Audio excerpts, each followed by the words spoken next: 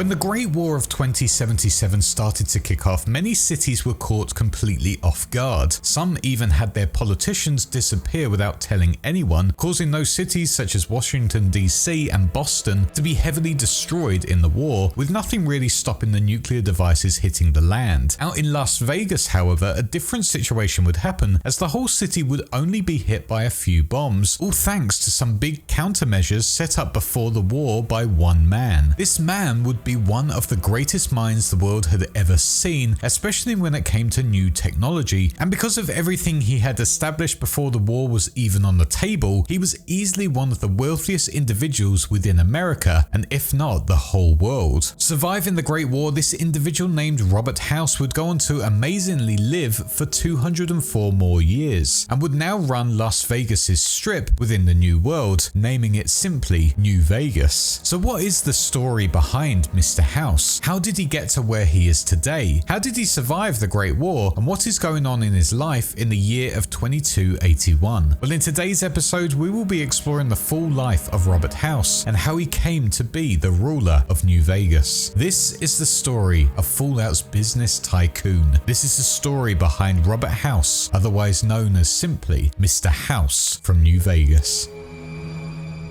But first, this video is sponsored by Raycon and their latest everyday earbuds. Raycon provides you with some of the best quality earbuds for half the price of what other big brands offer without skimping out on audio quality. These everyday earbuds have been so popular that they have sold over 3 million units, showing they are really a fan favorite, but they've been given a new upgrade, making them even better with new active noise cancellation, quick charge functionality, taking only 10 minutes to charge 1.5 hours of battery, the ability to connect to 2 devices at once, and weatherproof IP66 and sweat resistance, as well as all of the other features that made these earbuds so great, like ergonomic and comfy earbuds for all ear sizes, 3 customizable sound styles depending on what you're listening to, and awareness mode and tap functions. I've been a big user of Raycon earbuds even before this sponsorship, using them when I walk the dog, when I write my scripts, and when I'm at the racetrack getting ready to race. They are extremely comfortable to use on a day-to-day basis, and their all-round sound is extremely impressive, especially at their affordable prices. They aren't tinny, they aren't overly bassy, they have a clean, crisp sound, perfect for listening to music, podcasts, and videos wherever you are. Personally, I always get my stuff in blue, and Raycon provided me with a lovely royal blue set, and also this awesome Raycon case in galaxy colors. But these earbuds are available in a wide variety of colors such as carbon black, blush violet, and forest green, as well as a custom charging case so you can make them your own. With these new updated earbuds, now is the best time to grab yourself a pair or upgrade your current ones, because with this video you can get yourself 20% off of the best selling everyday earbuds in whatever vibrant color you like. So if you want some incredible earbuds that I really cannot recommend enough, make sure you click the link in the description below or go to buyraycon.com/wisefish to get 20% off your Raycon purchase as well as free shipping. A massive thank you to Raycon for sponsoring this video, as well as the brilliant new earbuds. And with that all said, let's get back to the video.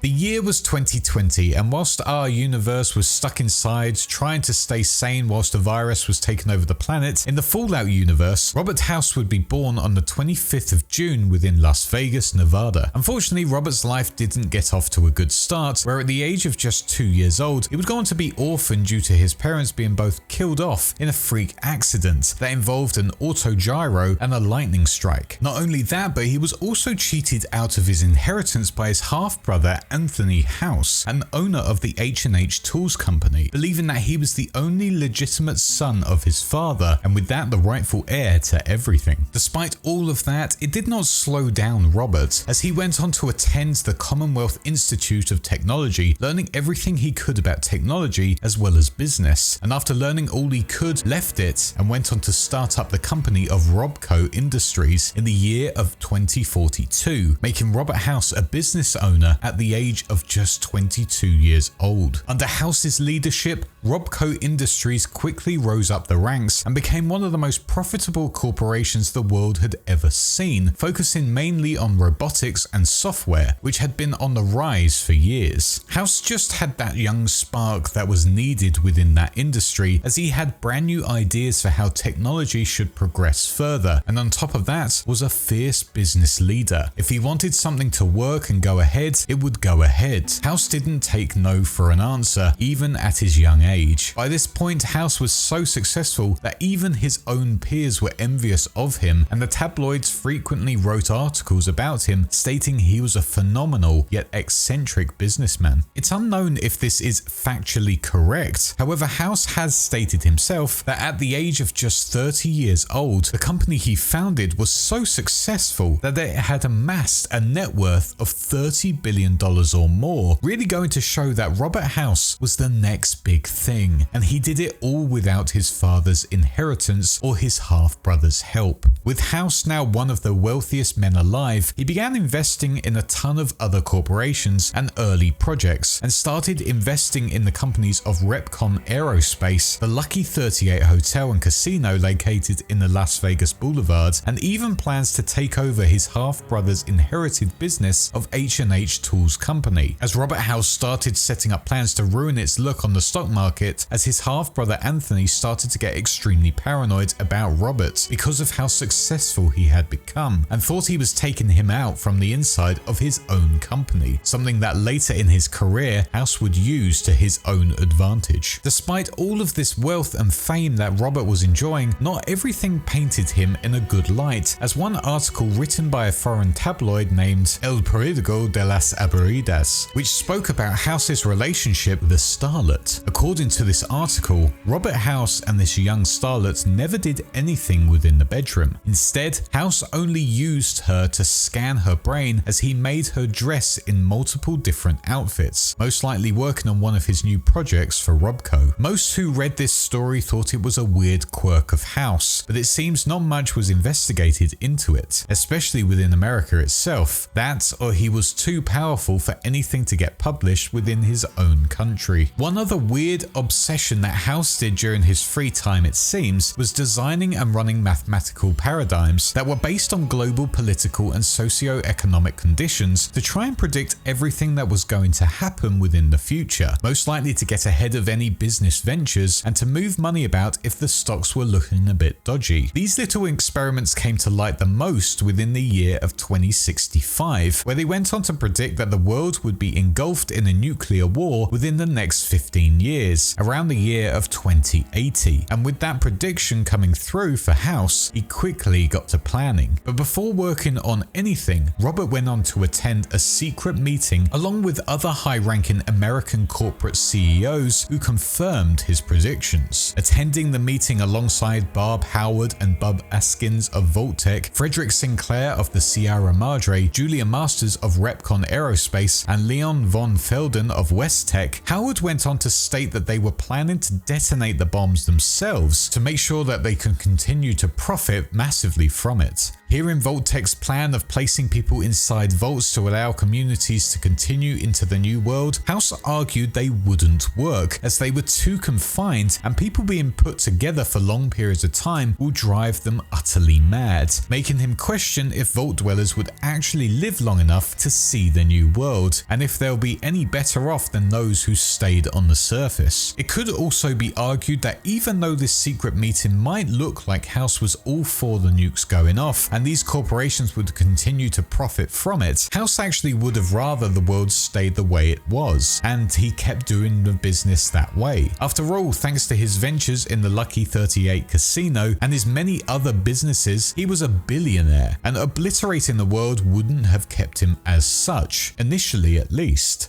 That isn't canon, however. This isn't part of the lore. That's more of a personal gripe with this secret meeting from the TV series. However, that said, he would go on to own all all of the Las Vegas Strip as a result, so you could argue that it benefited him in that way. But I still think if the bombs hadn't been organized, House could have purchased most of it at some point anyway. But despite all of that going ahead with the secret meeting and House's calculations predicting the bombs to fall around the year of 2080, he finally got to work making sure that his city of Las Vegas would survive the nuclear apocalypse that was going to devastate America, but more importantly, making sure he survived as well so that he could continue his work and business within the new world, however it might look. House came up with multiple plans to make all of this work. His first was to make sure that if any of the nuclear bombs came towards his city, he was going to install countermeasures that would disable them mid-flight, turning them into duds and unable to destroy Las Vegas. If any were to make it through his initial plan, he would then go on to set up other factors that would directly destroy them without them going off. When it came to his own survival, this was a different plan altogether. With this, he would go on to place his physical body, which had been heavily enhanced, into a life support device, which would mean his physical presence was removed from the world completely. His brain, however, would go on to be wired directly into his massive information network that he had been developing for many years, and all through his enormous supercomputer. With all that set up and put through some testing, Robert House was ready and prepared for whatever might come next, or so he thought anyway.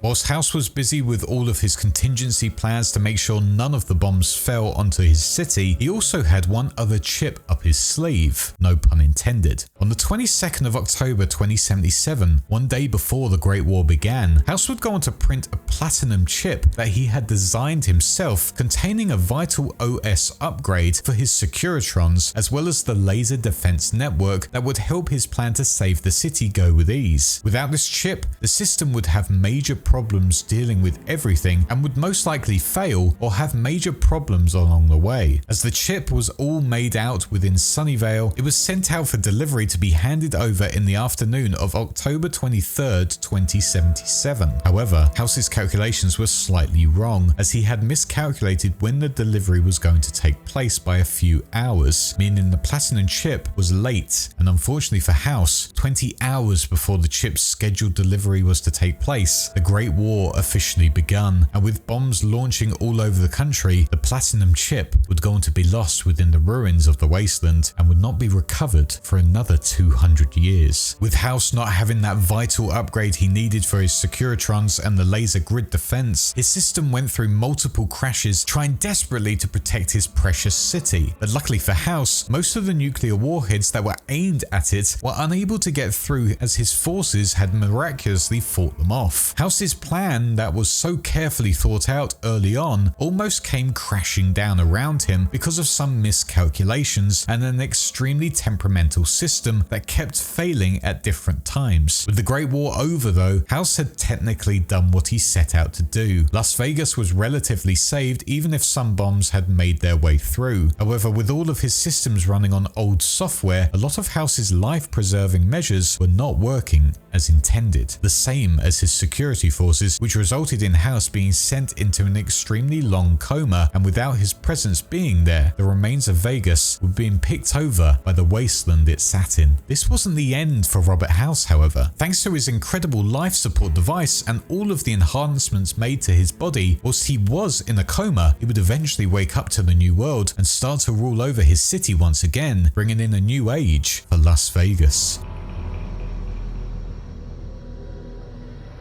The year was now 2138, 55 years after the Great War had taken out many of the cities of America, and the incredible corporate entity of Robert House finally awoke from his long coma. But House was smart. He didn't jump straight into action, announcing to all that he was back to rule over them. Instead, he stayed extremely quiet, hid inside his Lucky 38 casino, and looked out for any signs that might help him out on his new goal. After 138 years of waiting and observing the land around him, House finally emerged on the world stage once again in the year of 2274, as his Securitrons under his command emerged from out of the Lucky 38 to start doing their rounds and forming some order over Las Vegas. The reason for why these Securitrons jumped into action was all thanks to the new California Republic scouts who had made it to the Hoover Dam, triggering alerts all over House's home and releasing them out into the world. House knew this was the perfect opportunity to assert his dominance on the land, and with that enlisted the help of raider tribes living within the newly named New Vegas. These raider tribes under House's leadership renamed themselves as the Three Families, including the Chairman, the Emerters, and the White Glove Society, who together with House and his forces helped rebuild the city once again, and with it established the free economic zone of New Vegas, placing Robert House as its president, CEO, and sole proprietor to make sure they were fully set up and ready for the full arrival of the NCR's army, who were now arriving in full force into the Mojave and looking to take the Hoover Dam. House knew that with the NCR's help he could get the Hoover Dam working, which would generate power all over New Vegas, and with that plan gave the NCR permission to use the defunct McCarran International Airport as their new headquarters in exchange for their help with the dam, and together the two factions signed the New Vegas Treaty, which allowed the New Vegas Strip to be safe from any annexation attempt by the NCR or anyone else. With all that coming to light and the new families being set up within the New Vegas Strip, it was a time of prosperity for House, as New Vegas became a major power in the Mojave Wasteland, and by 2281 had a strong connection with the NCR, who had multiple trade deals with them and helped his city thrive even further. House knew that the NCR's war with the Legion was only going to get worse, however, and used it as a chance for him to stretch out even further into the Mojave and expand his control of the region. During this time, he also started forging a new view on the world and forming ideas that would help him on his ultimate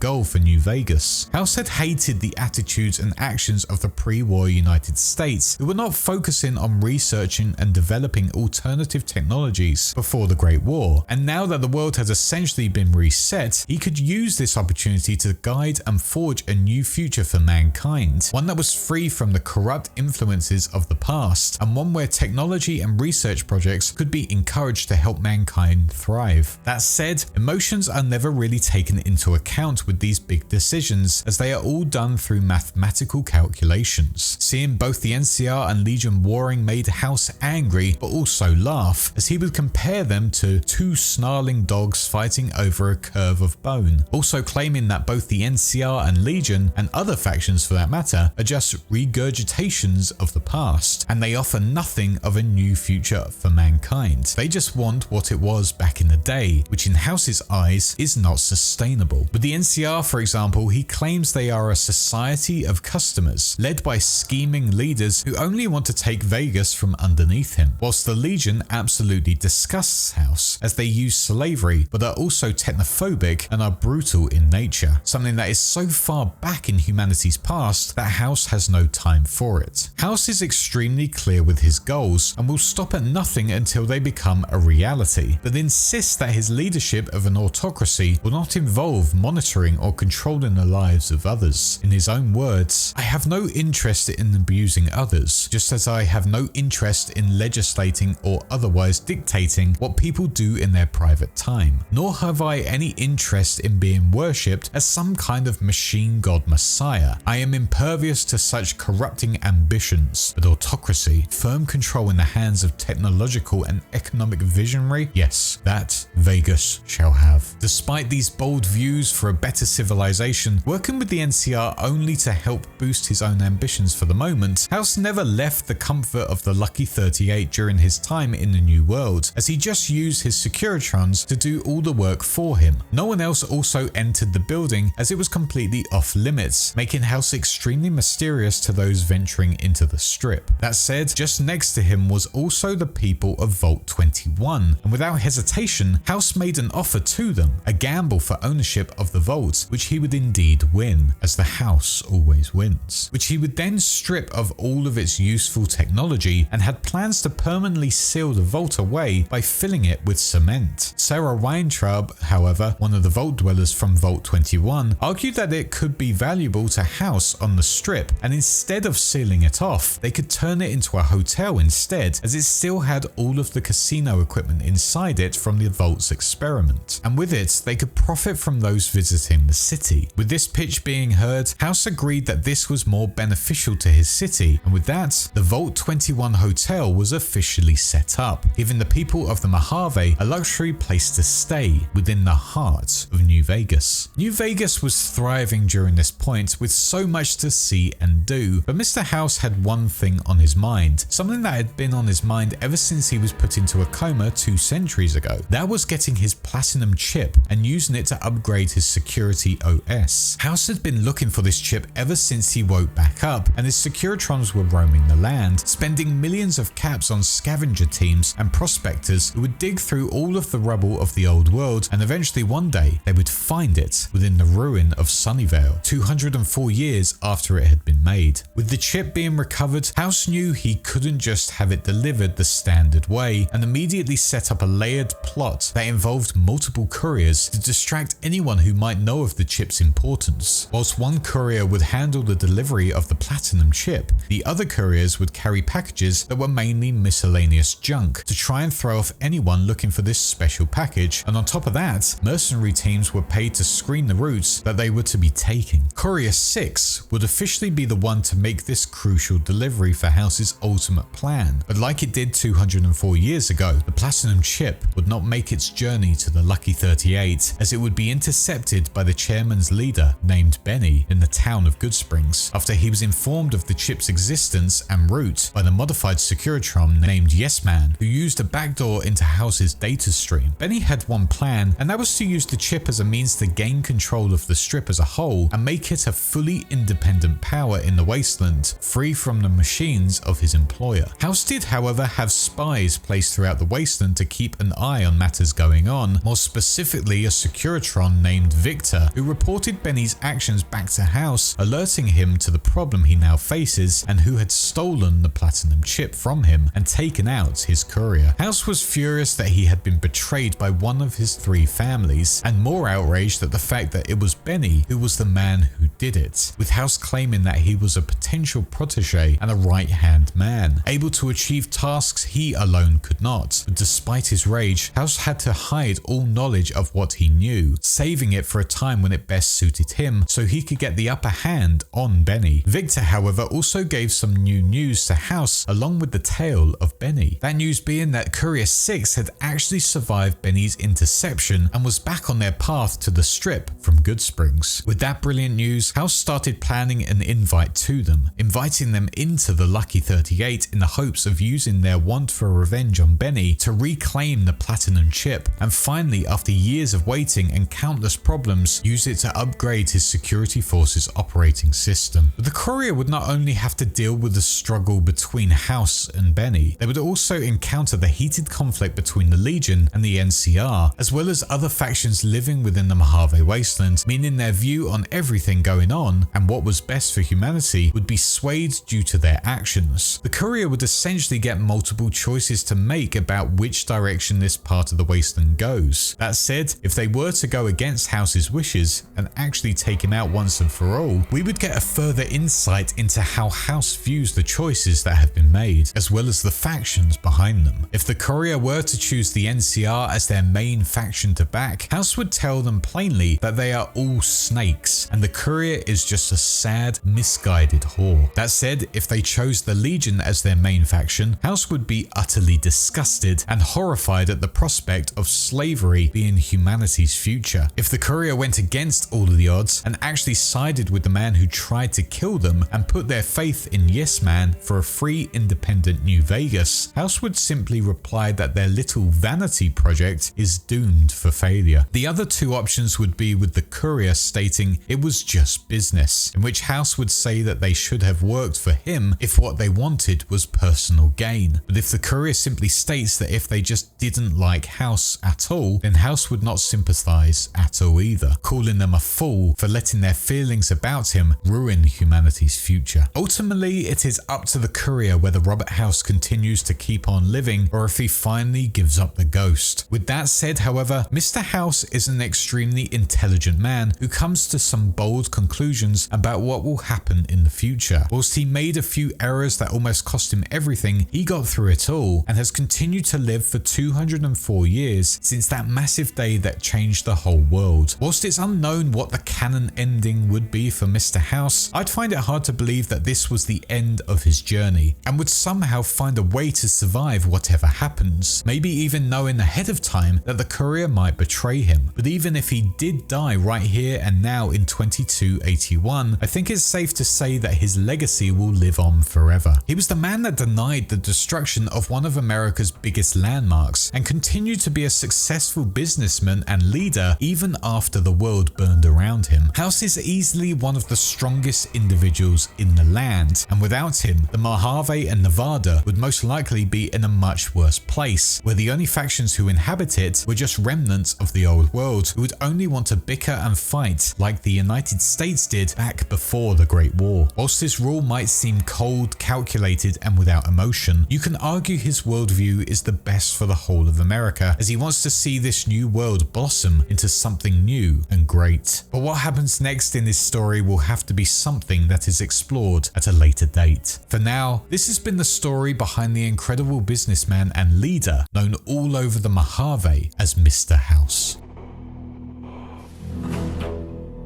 I want to say a massive thank you for if you got to this part of the video. I really appreciate you checking it out. Do let me know if you'd like to see more Fallout lore. Also, a big thank you to my patrons for supporting me still, including my small fishes, my big fishes, Greg and Noxvox, my YouTube channel Wise Ones, Video Gamer 75 and Sith Lord 906, my sharks Alfred Correa, Jason X117 and Nia Park, and my megalodons Bad Clams 83, Hazy Thoughts and Sinus. If you want to also support this channel, the links are down below, including my merch and social media accounts. A massive thank you to Raycon for sponsoring this video. Check them out below with the link and get a discount on these amazing earphones. They're really worth it. But with that said, that is all for now. Thank you for watching again. Please do check out my other Fallout videos down below, as well as any other game lore that takes your fancy. Give this video a like, comment and subscribe to help get it out there. And finally, with all of that said, I shall see you all in the next one. Cheers.